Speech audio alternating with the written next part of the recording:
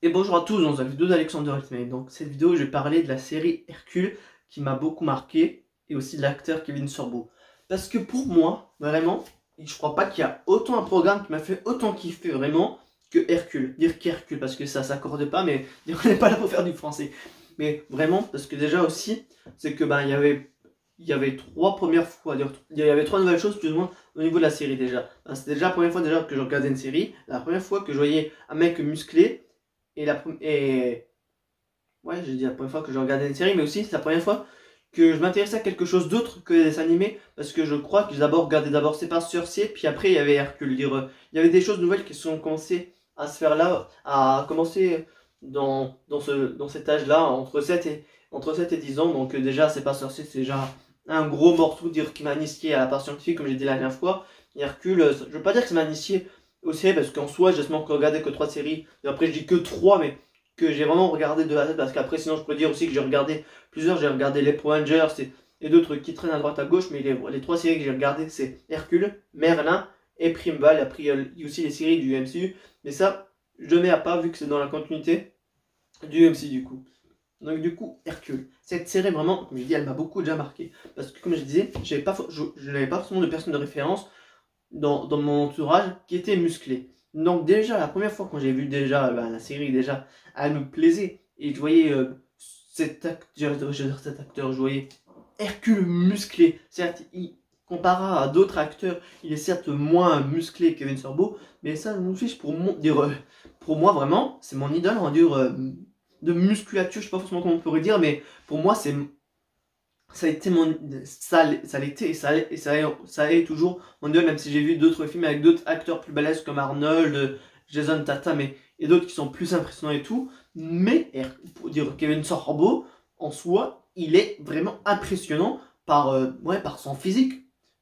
Et même tout petit, même si maintenant je suis un peu moins dans cette pensée-là, même si elle reste toujours dans la tête et tout. Quand j'étais petit, je me disais, je veux ressembler à Hercule quand je serai plus grand. Et là, je me dis que maintenant, quand je suis plus grand, je me dis plus de ressembler à Kevin Sorbo. Et aussi, à l'époque, je voulais avoir son style avec son sorte de débardeur qui était un petit peu aussi en forme de gilet. Et mes parents m'en ont fait un. J'ai pas forcément envie de le mettre. C'est quand même beau et tout. Mais là, il fait froid. Je vais pas dire là, je vais pas le mettre. Mais j'aimais bien son style à Hercule aussi à Reste. Qui dire après aussi, c'est des styles de la mythologie grecque, mais je trouvais que c'était simple. Après aussi, de toute façon, les trucs de la mythologie grecque, c'est pas forcément comme à l'heure actuelle où tu vas t'habiller d'une façon un peu d'une meilleure façon, parce que en soi aussi la seule série actuelle que j'ai regardée, même si elle a quand même aussi pris un petit peu son temps, puis Primeval, elle est sortie en fin des années 2010, dire aux alentours de 2010 même pas.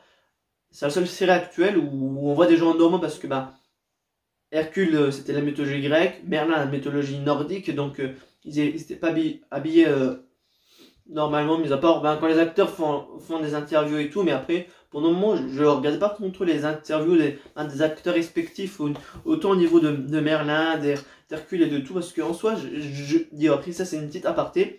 Je regarde et j'écoute toujours les interviews des chanteurs, mais davantage moins ceux des acteurs.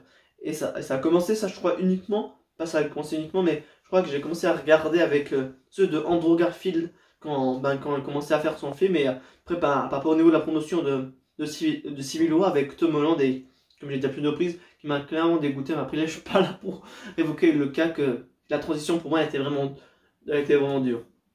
Mais dans tous les cas, vraiment, cette série-là, comme j'ai dit, j'ai connu, j'ai vu un premier acteur, dire quelqu'un de musclé, pour moi, ça sera toujours ma référence. Dire, voilà, je me répète un petit peu, la série était vraiment aussi géniale. Même si pour l'un de mes proches, il voit les effets, mais moi, en fait, le truc, c'est que des fois, on les voit les effets, mais pas forcément les effets spéciaux, mais des fois, quand ils donnent des coups, quand il y a l'action, des combats et tout, des fois, tu vois que tu as certains coups qui sont, je vais pas dire exagérés, mais tu vois un petit peu certaines choses, mais je trouve que ça va.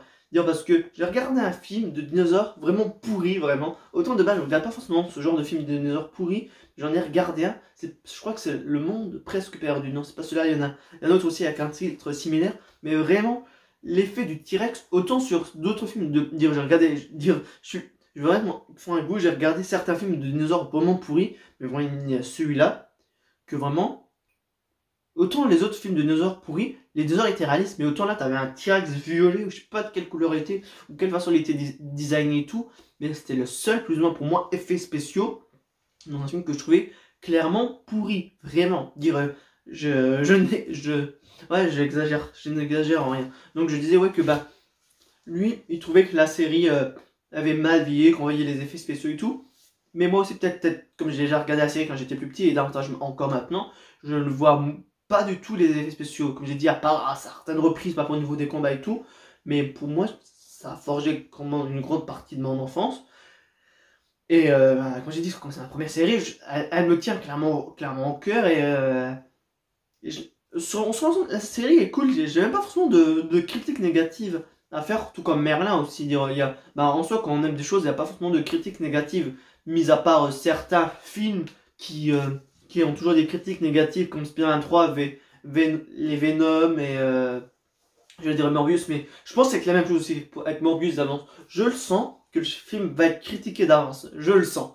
Je sais pas pourquoi, mais les films, la Sony, ils se font lâcher, alors qu'ils sont bien. Mais voilà.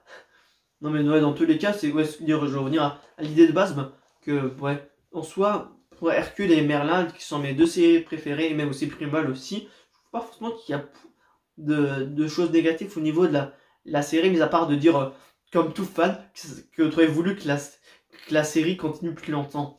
Mais après, en soi, Hercule, ça a 8 saisons, comparé à Merlin, où ça a 5 saisons. Mais après, la fin de Merlin est davantage plus touchante que la fin d'Hercule, parce que, d'après, spoiler ou pas, je sais pas si vous avez regardé Merlin, mais je spoil, mais à la fin de la série, quand Arthur il meurt et que Merlin lui dit son secret qu'il est magicien, et la fin d'Hercule qui te laisse un présage où tu peux imaginer une suite, ben moi la fin de Merlin m'a davantage plus touché que la fin d'Hercule, même si donc à chaque fois quand j'ai vu le dernier épisode de chaque série, je me suis dit bon vache, c'est le fin d'un temps, parce que bah, en soi, pour les dessins animés, ils rediffusaient toujours les mêmes épisodes et t'avais pas forcément besoin. Par exemple, Oggy et les cafards, par exemple, après c'était celui que je regardais beaucoup, t'avais pas forcément besoin dans cette logique-là, mais quand, quand ça passait à ça, au moins ça me faisait un certain. Je vais dire, ouais, je pense que tout fan peut être pas dire choqué, mais un peu être blessé pas blessé, mais je sais pas forcément quel adjectif utiliser, mais être dégoûté de la fin d'une saison, de la fin d'une série. Ben, moi j'étais vraiment dégoûté quand j'étais petit, quand j'ai vu que mes deux séries préférées étaient terminées et que comment elle était la fin effective des deux, et ouais, vraiment ouais, j'ai pas forcément les mots, et vraiment bah ouais, j'ai pas les mots, parce que cette série m'a forgé au mieux dans l'état de personne, je ne pas du tout pas dans l'état de personne, mais mon bignon m'a elle m'a marqué, ouais, voilà. Ça, j'ai dit à de nombreuses reprises, mais cette série, pour moi, ça sera ma série préférée, ex aequo avec Merlin, parce que autant Primeval, je l'adore et tout, ça serait pas forcément dire le contraire, mais je m'en doutais que je l'allais l'aimer, mais Merlin et Hercule, c'est des séries de mythologie respective nordique et grecque, et vraiment, l'ensemble était vraiment génial, et là, je redécouvre, pas je redécouvre, mais si, en soi, je redécouvre, parce que ça fait plus de 10 ans que j'ai pas regardé Hercule. Je kiffe toujours. J'ai rien à ajouter, mais ouais, vraiment, pour moi, ces deux séries-là m'ont beaucoup marqué. Et je pense peut-être faire le même genre de merci pour l'acteur qui joue Merlin, et aussi pour la série. Et à chaque fois, autant pour l'acteur de Merlin, pour d'autres, j'ai toujours des fois du mal avec les noms d'acteurs, parce que si on prend par exemple l'exemple de Captain America ou Thor, je connais leur nom, les acteurs Chris Hemsworth et Chris Evans. Mais après, pour les autres, à part Robert Downey Jr. Et Spider-Man, après les autres, j'ai un peu du mal. Par exemple, l'acteur qui joue Clint Barton, j'ai du mal avec son nom. Celle qui joue Gamora, ou les autres, les gars de la galaxie, en dehors de Chris Pratt, j'ai du mal. Après, c'est toujours les plus grands qu'on connaît. Après, quand c'est des plus petits, ben, c'est un peu du mal à retenir. Et par exemple, même les acteurs respectifs, des différents Flash Thompson au niveau des Spider-Man, comment ça s'appelle encore, d'Eddie Brock dans la première trilogie de J. Jonah Jameson, même si l'acteur est connu, j'ai aussi du mal, mais voilà, vous voyez ce que je veux dire.